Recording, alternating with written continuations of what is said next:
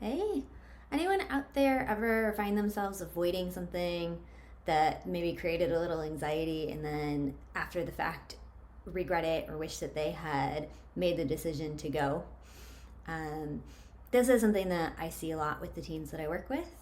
Hi, my name is Liana. I am a therapist at Mindful Healing and I specialize in working with teens and young adults. And like I mentioned, avoidance behaviors are something that I see a lot, especially when it comes to teens and young adults with anxiety. And when we're feeling anxious, it's a natural response to kind of take a step back and avoid.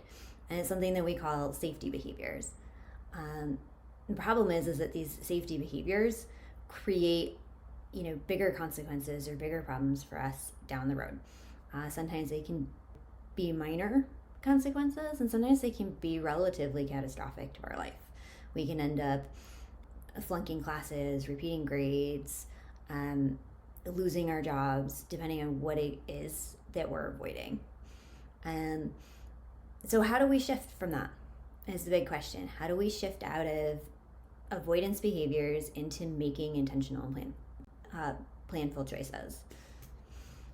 So one of the activities that I really like to do with the teens that I work with that I found really helpful is making what we call a cope ahead plan. And so this is about identifying first what it is that you're avoiding and what emotions it is that it's creating for you. Is it anxiety? Is it panic? Kind of where on that scale, that like 1 to 10 scale it is of this emotion.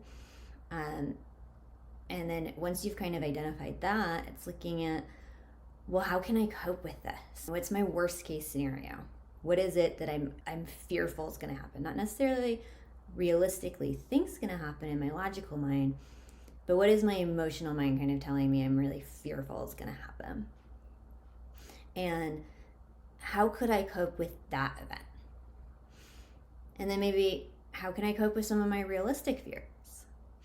And when we have a plan for our worst case scenario, for our realistic scenario, or maybe even our best case scenario, then we feel more prepared and it's easier to walk into a situation without having that gut response of needing to avoid it, because we feel like we know we can handle it. I've made a plan, I'm prepared, I've practiced my coping skills, and even if my worst case scenario comes true, I can handle this. Share your thoughts. Let me know if you've ever tried a cope ahead plan, if it's worked, if it hasn't worked, why not? I would love to hear from all of you, so please share your thoughts in the comments below.